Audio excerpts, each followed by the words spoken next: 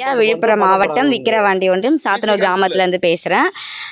நான் இங்கே எங்கள் ஊரில் வெள்ளம் 1ஆம் தேதி வந்தது. 1ஆம் தேதி 2ஆம் தேதி எங்களுக்கு என்ன சொல்கிறது, அந்த 1ஆம் தேதி டேட்டு கூட எங்களுக்கு தெரியாது. அந்த அளவுக்கு நாங்கள் வீட்டு உள்ளே அந்த வெளிச்சம் கூட தெரியாத நாங்கள் இருந்தோம். எங்கள் வீட்டு அதாவது எப்படி சொல்கிறது, முன்னெச்சரிக்கை எதனா எங்களுக்கு கொடுத்துருந்தா நாங்கள் வீட்டில் கொஞ்சம் எல்லாத்தையும் சேவ் பண்ணி வச்சுருப்போம். நாங்கள் என்ன பண்ணிட்டோம் என்ன அப்படின்ட்டு ஒரு இதில் இருந்ததுனால எங்களால் எதையுமே சேவ் பண்ண முடியல. எங்கள் வீட்டு பீரோவில் மேல் ஷெல்ஃபு மட்டும்தான் இருக்குதே, மிச்சம் கீழே இருந்த எல்லா ஷெல்ஃபுமே ரொம்பி போயிடுச்சு. அப்படின்னு பார்த்தா அப்போ எவ்வளோ அளவுக்கு மழை வந்திருக்குன்னு பார்த்துக்குங்க.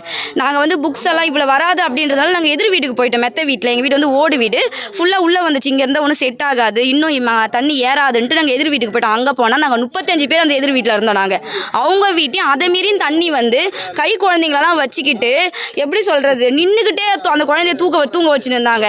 நான்லாம் கபோர்டு மேலே ஏறி உக்காண்ட்ருந்தேன். நான் எப்போ விடியும் நாங்கள் பார்த்து அவ்வளோ கஷ்டப்பட்டோம். நாங்களாம் விடுங்க, எப்படி சொல்கிறது, கை குழந்தைய வச்சுக்கின்னு அந்த குழந்தை தூங்குது.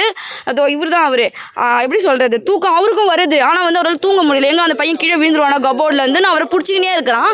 எங்களுக்கும் தூக்கம் வருது, மேலேருந்து கீழே விழுந்து அடிபட்டுருமே எங்களுக்கு. அப்படின்றதுனால நாங்களும் எப்போ டைம் 6 ஆகணும், ஒரு ஃபோன் என் ஃபோனில் மட்டும்தான் லைட் இருந்தது. அந்த ஒரு ஃபோனில் லைட்டை வச்சுக்கின்னு நாங்கள் நைட்டு ஆளுக்கு அந்த வீட்டில் மாவு இருந்ததுனால ஒரு தோசை 36 பேருக்கு நாங்கள் ஒரு தோசை சுட்டு சாப்பிட்டுட்டு சக்கரை தொட்டுன்னு சாப்பிட்டுனாங்க. ஆனால் மறுநாள் காலையில் எங்களை யாருன்னா பார்ப்பாங்களான்னு பார்த்தா ஒரு ஆள் கூட எங்களை பார்க்கல.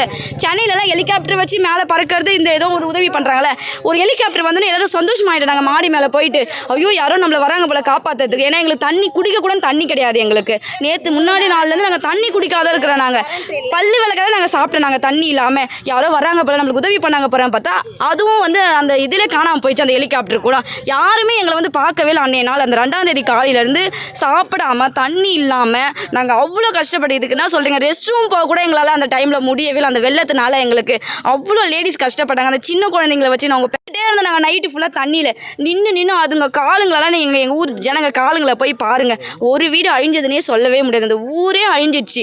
இந்த ஊரே ஒன்றும் இல்லாத மாறிடுச்சு. அவங்கவுங்க வீட்டில் ஃப்ரிட்ஜு, வாஷிங் மிஷின், டிவி, பசங்களோட மார்க் ஷீட்டு, புக்குங்க. நான் டிஎன்சி எக்ஸாமுக்கு படிக்கிறேன், என் ஒரு புக்கு கூட மிஞ்சலை.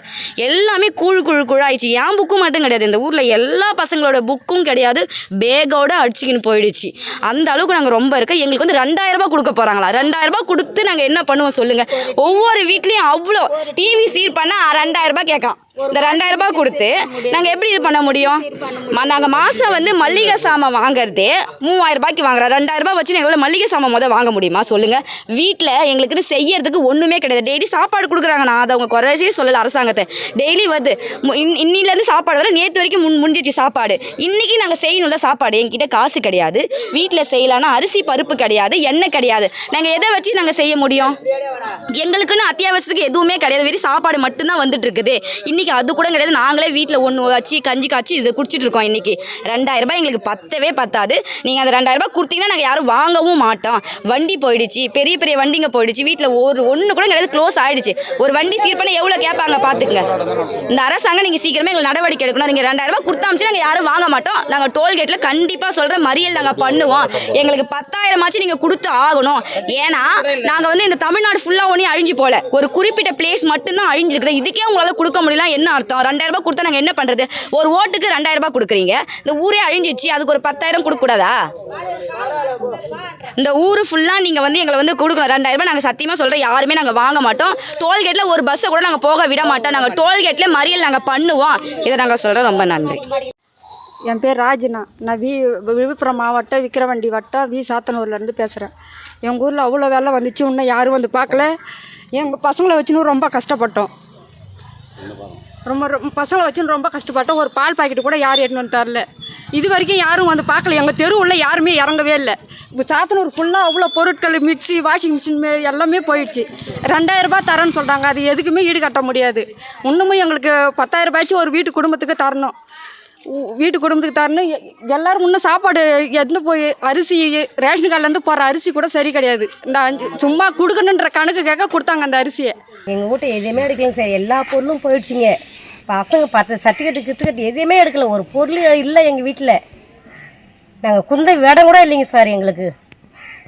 அரசு சார்பில் நிவாரணம் கொடுத்தாங்களாக்கா? அது எதுவுமே ஒன்றும் கொடுக்கலைங்க சார். எங்களுக்கு வீடே கொடுக்கலைங்க சார். ஒன்றுமும் எத்தனை தலைவர் வந்தாலும் ஒரு வீடு கூட கொடுக்கல. கேட்டவங்க கொடுக்க முடியாதுன்றாங்க சார் எங்களுக்கு.